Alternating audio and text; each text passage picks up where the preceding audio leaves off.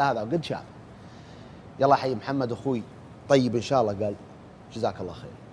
قال محمد وصلني اللي صار بينك وبين المحامي وهذه شهامه ورجوله. قال جزاكم الله خير، شكرا شكرا.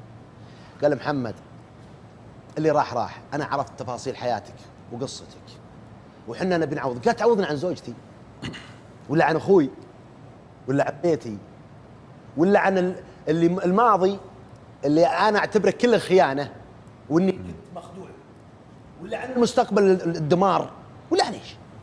نعوذ بالله. وانت ايش بتعوضني عنه؟ فلوسك ذي وش بتعطيني؟ انا ما ابي شيء.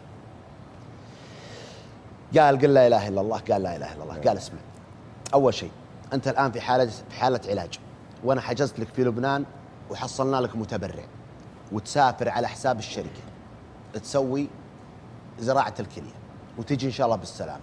الثانيه بسم الله، هذا مفتاح بيت